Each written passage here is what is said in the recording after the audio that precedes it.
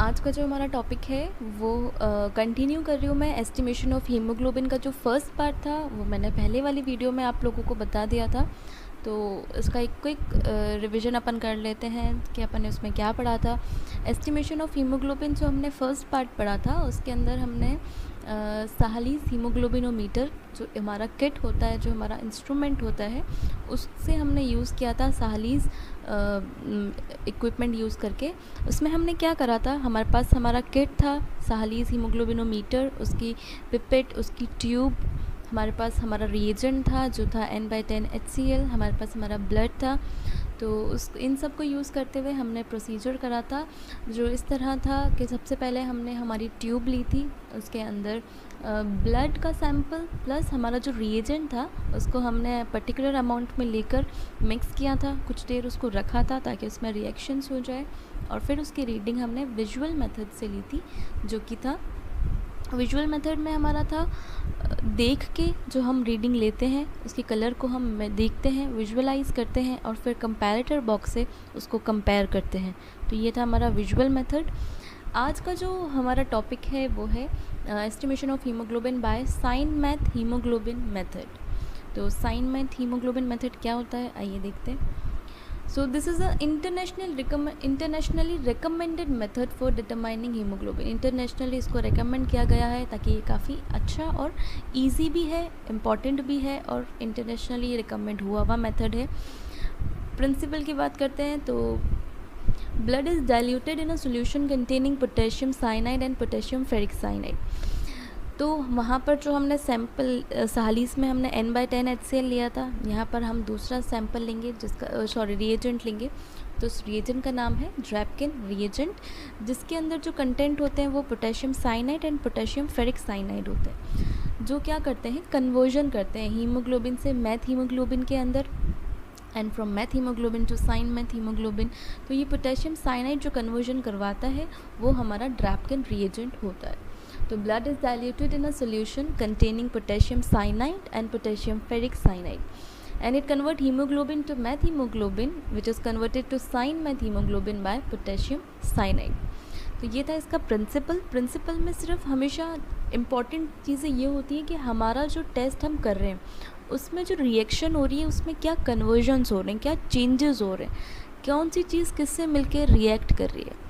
तो यहाँ पर प्रिंसिपल की बात करते हैं। प्रिंसिपल बहुत इंपॉर्टेंट होता है, हमारे प्रैक्टिकल नॉलेज में भी हमें प्रिंसिपल पता होना चाहिए, थ्योरेटिकल नॉलेज में भी, एग्ज़ाम के पॉइंट ऑफ व्यू से भी, और जब हम लोगों के वाइवा होते हैं तो उसमें भी मोस्टली एस्टिमेशन किसी भी चीज़ का पूछा जाए, प्रोसीजर पूछे ना पूछे लेकिन आपसे प्रिंसिपल ज़रूर पूछा जाता है। तो प्रिंसिपल याद रखना बहुत इंपॉर्टेंट होता है। सो यहाँ पर जो कन्वर्जन्स हो रहा है वो हो रहा है haemoglobin to methaemoglobin which is converted to sign math haemoglobin.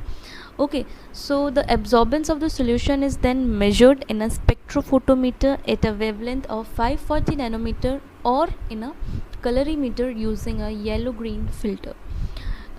Spectrophotometer, colorimeter, ये सब मैं आपको लास्ट वीडियो में बता चुकी हूँ कि यहाँ पर हम जो भी टेस्ट कलर बेसिस पे मेजर करते हैं, जिसकी एब्जॉर्बेंस, कलर की एब्जॉर्बेंस हमें मेजर करनी होती है, उसके लिए हम लोग स्पेक्ट्रोफोटोमीटर या फिर कलरीमीटर यूज़ में लेते हैं। तो यहाँ पर एब्जॉर्बेंस ऑफ सोल्यूशन हम मेजर करेंगे, वो अगर हम स्पेक्ट्रोफोटोमीटर में करेंगे तो इसमें हमें वेवलेंथ सेट करनी होती है, और यहाँ हम वेवलेंथ लेते हैं 540 नैनोमीटर की। एंड अगर हम कलरीमीटर यूज़ कर रहे होते हैं तो वहाँ पर हमें फ़िल्टर्स, डिफरेंट कलर फिल्टर्स हमें यूज़ करने होते हैं, रीडिंग के बिहाफ पे चेंज करने होते हैं। तो यहाँ पर हम लेंगे येलो ग्रीन फ़िल्टर। तो ये था इसका प्रिंसिपल। नेक्स्ट बात करते हैं इक्विपमेंट रिक्वायर्ड, क्या क्या इक्विपमेंट यहाँ पर हमें चाहिए होते हैं इसके लिए, वो देखते हैं। इक्विपमेंट जो हम यूज़ में लेते हैं वो होता है haemoglobin pipette, spectrophotometer and reagent, जो भी रिएजेंट रिक्वायर्ड होता है। तो यहाँ मैं आपको बता चुकी हूँ ड्रैपकिन रिएजेंट, ये बहुत इंपॉर्टेंट नाम होता है, ये वाइवा में पूछा जाता है क्वेश्चन के हीमोग्लोबिन एस्टिमेशन के लिए जो रिएजेंट्स यूज़ में लेते हैं बाय दोनों मेथड जो भी हम लोग लेते हैं, विजुअल मेथड चाहे वो साहलीस में हो तो उसका साहलीस में N/10 HCl हमें नाम याद रखना है, एंड यहाँ पर ड्रैपकिन सोल्यूशन। तो ड्रैपकिन सोल्यूशन जिसका pH रेंज करता है 7 to 7.4 के बीच में। एंड उसके अंदर जो कंटेंट होते हैं वो इस तरह होते हैं: potassium cyanide, potassium ferric cyanide and potassium dihydrogen phosphate. तो ये होता है ड्रैपकिन सोल्यूशन के कंटेंट। एंड इसके अंदर नॉन आयनिक डिटर्जेंट हम यूज़ करते हैं एंड डिस्टिल वाटर उसके अंदर ऑलरेडी हम लोग यूज़ करेंगे। नेक्स्ट बात करते हैं, the solution should be clear and pale yellow in colour. जो हम सॉल्यूशन लेते हैं वो क्लियर होना चाहिए या फिर पेल येलो इन कलर होना चाहिए। इसकी कलर की फिजिकल अपीयरेंस यहाँ पे मैं आपको मेंशन कर रही हूँ। And when measured against water as a blank in a spectrometer at a wavelength of 540 nanometre the absorbance must be zero. When measured against water as a blank, हम जो भी टेस्ट वगैरह लगाते हैं मशीन्स में, तो उसके अंदर हमें हमेशा से एक पहले ब्लैंक लगाना पड़ता है, फिर टेस्ट हम लगता है। ब्लैंक, स्टैंडर्ड और टेस्ट की 3 चीज़ों की लगाना पड़ता है। उसके बाद हम हमारा पर्टिकुलर जो भी टेस्ट कर रहे हैं वो हम टेस्ट करेंगे। तो यहाँ पर जब हम ब्लैंक लगाते हैं वो हमेशा वाटर से लगता है और उसकी रीडिंग जो होती है वो ज़ीरो आना कंपल्सरी होता है। अगर वो रीडिंग ज़ीरो नहीं आई, मतलब इसमें कुछ ना कुछ मशीन में फ़ॉल्ट है या कुछ भी मतलब चेंजेस हो सकता है। ब्लैंक इसीलिए हम लोग यूज़ करेंगे, ब्लैंक इसीलिए हम लोग लगाएंगे ताकि देख सकें कि हाँ जो हमारा स्टैंडर्ड था वो सही था या नहीं था। तो रीडिंग जब अगर उसकी ब्लैंक लगाने के बाद ज़ीरो आ जाए तो हम लोग हमारा जो भी टेस्ट होता है उसको कंटिन्यू कर सकते हैं, बिकॉज वो सही रहता है। And second point is discard the solution if found to be turbid if pH is outside range or its absorbance is not zero at 540 nanometre. तो यहाँ पर कुछ फॉल्ट्स भी हो सकते हैं टेस्ट में। वो कब होते हैं? अगर हमारे सॉल्यूशन में टर्बिडिटी दिख जाए। टर्बिडिटी का मतलब होता है थोड़ा सा, अगर जो उसकी अपीयरेंस है, जो उसकी फिजिकल अपीयरेंस है वो फॉगी टाइप अगर हमें दिखे, क्लाउडीनेस अगर हमें उसमें दिखे, टर्बिडिटी जिसको कहेंगे, अगर वो हमें सोल्यूशन में दिखे तो हमें उस सोल्यूशन को डिस्कार्ड करना पड़ेगा और फिर से वो टेस्ट के लिए सोल्यूशन बनाना पड़ेगा। pH अगर ऊपर नीचे हो जाए, एब्जॉर्बेंस अगर उसकी ज़ीरो ना आए 540 नैनोमीटर पे, तो भी हम डिस्कार्ड करेंगे हमारे सॉल्यूशन को। And next point is do not pipette Drabkin solution by mouth. Mouth से हम पिपेट इसलिए नहीं करते बिकॉज जो इसमें ड्रैपकिन सॉल्यूशन के जो कंटेंट होते हैं, जो साइनाइड्स हम लोगों ने पढ़े थे, मैं आपको मेंशन करा है मैंने ऊपर, वो पॉइजनस होते हैं। तो जो चीज़ पॉइजनस है तो हम उसको माउथ से पिपेट आउट नहीं करेंगे, हम उसको ऑटोमेटिक जो पिपेट आती है वो यूज़ करेंगे यहाँ पे। So do not pipette Drabkin solution by mouth. Sample venous blood collected in EDT है। सो सैंपल हम ले चुके हैं वीनस ब्लड। नेक्स्ट इसका प्रोसीजर देखते हैं क्या होता है। Take 5 ml of Drabkin solution in a test tube. 5 ml हमें ड्रैपकिन सोल्यूशन लेना है टेस्ट ट्यूब में। Mix the blood sample by gentle inversion and draw 0.02 ml of blood into the haemoglobin pipette and wipe the outer surface of the pipette to remove excess blood. Sample को mix कर, sample लेना है 5 ml ड्रैपकिन solution जो हमें लेना है, and उसके बाद ब्लड सैंपल उसको लेना है हमें 0.02 ml हीमोग्लोबिन पिपेट के अंदर, और जो भी उसका वाइप आउट करना है एक्स्ट्रा, जो भी सरफेस पे एक्सेस ब्लड अगर जो भी आ जाए वो हमें वाइप आउट करना है। नेक्स्ट है place the pipette into the tube containing Drabkin solution and slowly expel the blood into the solution and mix well and let it stand undisturb for 5 minutes. फिर हमें हमारे ब्लड को ड्रैपकिन solution वाले tube के अंदर डालना है और फिर उसको अनडिस्टर्ब रखना है 5 मिनट के लिए। ये 5 मिनट का टाइम वही होता है जहाँ पर कन्वर्जन्स होते हैं हीमोग्लोबिन के, पर्टिकुलर जो भी रिक्वायर्ड कन्वर्जन करते हैं हम इसके अंदर, वो कन्वर्जन के लिए हम 5 मिनट हमें रखना है ताकि रिएक्शन हो जाए। नेक्स्ट है measure the absorbance of this solution and 540 nanometer in a spectrophotometer after adjusting the OD of 0 by using Drabkin solution as blank. तो जैसे पहले आपको बताया था, यहाँ पर भी पहले हम ब्लैंक लगाएंगे, उसके बाद हम हमारे सॉल्यूशन की एब्जॉर्बेंस चेक करेंगे स्पेक्ट्रोफोटोमीटर में जो इक्विपमेंट हमने लिया था। और आपको ये याद रखना है कि इसका जो भी वेवलेंथ होती है वो हमें सेट करके रखनी पड़ती है 540 नैनोमीटर पर। Next now calculate the haemoglobin concentration using a standard curve. Now standard curve बना के और उसकी हीमोग्लोबिन की जो भी वैल्यूज़ होती है उनको हमें कैलकुलेट करना है। Now advantages of cyanmethaemoglobin method. यहाँ पर इसकी भी काफ़ी कुछ एडवांटेजेस होते हैं एंड डिसएडवांटेजेस दोनों होते हैं। तो first is all form of haemoglobin except sulphaemoglobin are converted to cyanmethaemoglobin. यहाँ पे जो भी हीमोग्लोबिन हम लेते हैं, एडल्ट, फीटल, जो भी हम लेते हैं वो अपना कन्वर्जन करता है, ठीक है। But except the sulphaemoglobin, यहाँ पर हर फॉर्म हीमोग्लोबिन का कन्वर्ट होगा साइन मैथ हीमोग्लोबिन के अंदर, but exceptions are there. Next, visual error is not there as no colour matching is required.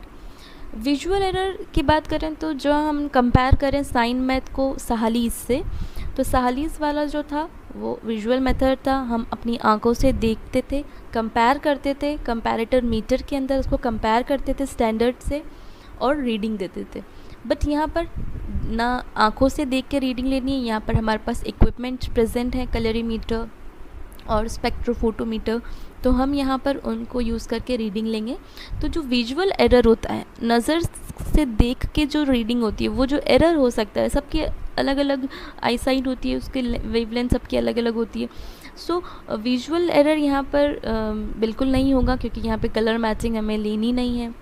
Next is cyanmethaemoglobin solution is stable and its colour does not fade with time, so reading may not be taken immediately. यहाँ पर भी एक second point है compare करने का सहालीस और sign math से। जो सहालीस था उसकी रीडिंग हमें तुरंत लेनी थी, तुरंत हमें रिएक्शन होने के बाद कंपेयर करके रीडिंग लिखनी थी, बिकॉज उसमें जो कलर होता है वो फेड हो जाता था। अगर कलर फेड हो गया तो रीडिंग सही नहीं आएगी। बट यहाँ पर साइन मैथ हीमोग्लोबिन सोल्यूशन जो होता है वो स्टेबल रहता है, उसका जो कलर होता है वो बिल्कुल फेड नहीं होता है। तो यहाँ पर पर्टिकुलरली टाइम नहीं है कि तुरंत रीडिंग लो, यहाँ पर इमीडिएटली लेने की ज़रूरत हमें नहीं पड़ेगी। Next is absorbance may be measured soon after dilution, और डाइल्यूशन करने के बाद सून यहाँ पर एब्जॉर्बेंस हम मेजर करेंगे। Next, reliable and stable reference standard is available from WHO for direct comparison. तो यहाँ पर WHO ने अपना एक स्टैंडर्ड दे रखा है जिससे हम रेफरेंस को चेक कर सकते हैं, कंपेयर कर सकते हैं। ये थी इसके advantages. Next is disadvantages. Diluted blood has to stand for a period of time to ensure complete conversion of hemoglobin. तो जो डाइल्यूटेड ब्लड है उसको stand for a period of time, कुछ टाइम के लिए हमें उसको रखना है। स्टैंड रखना मतलब थोड़ी देर इसको स्थिर रखना है, time to ensure complete conversion of haemoglobin. तो यहाँ थोड़ा टाइम लगेगा कन्वर्जन होने में, कंप्लीट कन्वर्जन होने में, तो ये एक डिसएडवांटेज भी हो सकता है। Next is potassium cyanide is a poisonous substance and that is why Drapkin solution must never be pipetted by mouth. ये चीज़ मैं आपको पहले बता चुकी हूँ कि ड्रैपकिन सोल्यूशन होता है उसको हम कभी भी माउथ से पिपेट आउट नहीं करेंगे, बिकॉज उसमें जो पोटेशियम साइनाइड प्रेजेंट होता है वो पॉइजनस सब्सटेंस होता है। जो हम लोगों को जो भी जो टेस्ट लगा रहा है उसको पॉइजनस होता है, तो उसको थोड़ा सा नुकसान हो सकता है, तो इसलिए उसको पिपेट आउट माउथ से तो नहीं करेंगे। And next is the rate of conversion of blood containing carboxyhemoglobin is slowed considerably, so prolonging the reaction time to 30 minutes can overcome this problem. तो जो रेट ऑफ कन्वर्जन होता है ना, blood की जो कन्वर्जन उनकी जो रेट होती है वो ड्यू टू कार्बोक्सी हीमोग्लोबिन कम हो जाती है, स्लो हो जाती है। तो prolonging the reaction time to 30 minute can overcome this problem. तो यहाँ पर अगर हम 30 मिनट टाइम लेते हैं ये प्रॉब्लम को ओवरकम करने के लिए सफिशेंट है कि हम हमारे टाइम को बढ़ा दें। तो ये था इसका डिसएडवांटेज। नाउ नेक्स्ट मेथड होता है ऑक्सी हीमोग्लोबिन मेथड। ये थर्ड मेथड है जो मैं आपको बता रही हूँ। इसमें क्या होता है, haemoglobin is converted to oxyhaemoglobin by reaction with ammonia and the colour of the solution is measured in a photocolorimeter. सारे हीमोग्लोबिन का जो भी एस्टिमेशन कर रहे हैं उसमें कन्वर्जन्स हो रहा है, हीमोग्लोबिन से कन्वर्ट हो रहा है, तो किसी में साइन मैथ बन रहा है तो यहाँ पर बनेगा ऑक्सी हीमोग्लोबिन, ठीक है। तो haemoglobin is converted to oxyhaemoglobin by reaction with ammonia. यहाँ पर जो रिएजेंट यूज़ में लेंगे हम लोग वो अमोनिया होगा, और फिर जो कलर रिएक्शन चेंज होगी उसको हम फोटोकलरीमीटर में उस सॉल्यूशन को मेजर करेंगे। The advantage of this method are that it is simple, बहुत सिंपल सा प्रोसीजर होता है, क्विक होता है, जल्दी से हो जाता है, and it's reliability is not affected by increase bilirubin level. तो बिलिरुबिन लेवल अगर इंक्रीज़ भी होता है तो वो रिलायबल रहता है, उस पर कोई इफ़ेक्ट नहीं आता है।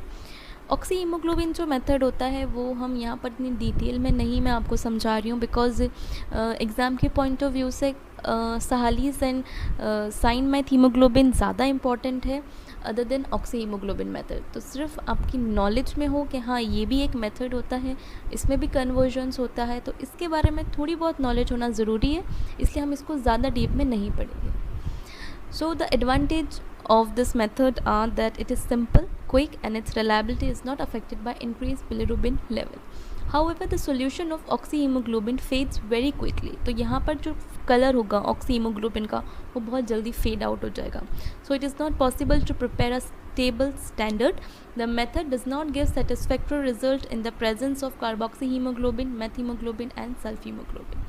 तो इन different hemoglobin की वजह से यहाँ पर हमें सेटिस्फैक्ट्री रिज़ल्ट नहीं मिलेगा, इसलिए हम इसको इतना ज़्यादा स्टेबल नहीं मानेंगे यहाँ पर comparative to Sahli's and cyanmethaemoglobin. So ये था आपका oxyhaemoglobin method. Now normal value की बात करें तो नॉर्मल वैल्यू सब चीज़ों की होती है। यहाँ पर हीमोग्लोबिन की जो नॉर्मल वैल्यू होती है वो थोड़ी डिफरेंट होती है मेल एंड फीमेल में। मेल्स में हमेशा हीमोग्लोबिन ज़्यादा होता है, तो यहाँ पर मैं आपको एग्जैक्ट तो नहीं बताऊँगी, बट हाँ +-1-2 ऊपर नीचे होता है। तो 15 to 17 यहाँ पर हम लोग मेल्स की नॉर्मल वैल्यू दिखा रही हूँ मैं आपको। तो और इसकी जो रीडिंग होती है वो हम लोग उसका यूनिट जो होता है वो हमेशा रीडिंग जो होती है वो हमेशा हम जो उसका यूनिट होता है वो ग्राम पर डेसीलीटर के अंदर हम लोग मेंशन करते हैं। तो फॉर मेन हम लोग बात करें तो 15 अप एंड डाउन +- अगर 1-2 पर हो जाएगा, और फीमेल्स के अंदर जो होता है वो कम होता है, तो 13.5 में 1 या 1.5 अप डाउन कर देंगे। तो उसकी जो भी रेंज रहती है वो 13 से 15 के बीच में या फिर 13 से 14 के बीच में, और जो मेल्स में रहती है वो 15 से 17 के बीच में हम लोग देखते हैं। हब सब बुक्स में मोस्टली अलग अलग दिखाते हैं, किसी में 14 से 17, किसी में 13 से 16, तो सब बुक्स की थोड़ी डिफरेंट हीमोग्लोबिन वैल्यूज़ रहती हैं। नाउ सिग्निफिकेंस क्या होता है हीमोग्लोबिन एस्टिमेशन का? Haemoglobin estimation is used as screening test for detecting anaemia. तो एनीमिया को डिटेक्ट करने का सबसे important and best screening test जो होता है वो होता है हीमोग्लोबिन एस्टिमेशन। और एनीमिया तो सब जानते हैं, ब्लड में हीमोग्लोबिन की जो भी डेफिशिएंसी होती है उसको एनीमिया बोलते हैं, जो कि डिफरेंट टाइप का होता है, डिफरेंट रीज़न से होता है। तो सब एनीमिया को डिटेक्ट करने के लिए सबसे इम्पॉर्टेंट हीमोग्लोबिन एस्टिमेशन ही हम करते हैं। And this is a frequently identified abnormality in are population. हम इसको ईजीली फ्रीक्वेंटली आइडेंटिफाई कर सकते हैं। So accurate hemoglobin estimation is essential so that further test can be done to ascertain its cause and the patients treated accordingly. And accurate hemoglobin estimation is essential so accurate So यहाँ पर haemoglobin estimation होने के बाद further हमें पता चलता है कि किस चीज़ का टेस्ट रिक्वायर्ड है। इसके करने के बाद तो फिर हम पेशेंट का उस अकॉर्डिंग ट्रीटमेंट कर सकते हैं। तो ये था सिग्निफिकेंस हीमोग्लोबिन एस्टिमेशन का। Now there are some important questions मैं आपको जो बता रही हूँ, जो एग्ज़ाम के पॉइंट ऑफ व्यू से आप लोग इस टॉपिक से रिलेटेड पढ़ सकते हैं। First is describe the structure of haemoglobin. Haemoglobin का जो भी स्ट्रक्चर था जो मैंने आपको पढ़ाया है, जो बुक्स के अंदर मेंशन होता है, वो सब कुछ आप लोग को पढ़ना है। तो हीमोग्लोबिन से रिलेटेड जो क्वेश्चंस बनते हैं उसमें स्ट्रक्चर इंपॉर्टेंट होता है हीमोग्लोबिन का। And second one is the list the functions of haemoglobin. आपको इसके फंक्शंस याद रखने हैं, समझाने हैं क्या क्या फंक्शंस होते हैं, कैसे कैसे वो वर्क करते हैं। And last, explain various laboratory methods for estimation of haemoglobin. Different methods आपको बताने हैं, कौन सा किसके लिए होता है, कैसे करते हैं। तो ये इंपॉर्टेंट 3 क्वेश्चंस थे जो आप मेरे इन दोनों लेक्चर्स से पढ़ के आप इनको याद रख सकते हैं, समझ सकते हैं, और एग्ज़ाम के पॉइंट ऑफ व्यू से इसके लिए पहले से नोट्स प्रिपेयर कर सकते हैं। सो ये था आपका हीमोग्लोबिन एस्टिमेशन जो मैंने आज पूरा कंप्लीट कर लिया है। होपफुली आपको समझ में आया होगा। अगर किसी को भी कुछ भी डाउट है तो अपने कॉलेज के जो पर्सनल व्हाट्सएप ग्रुप है उस पर आप अपनी क्वेरी पूछ सकते हैं। Thank you.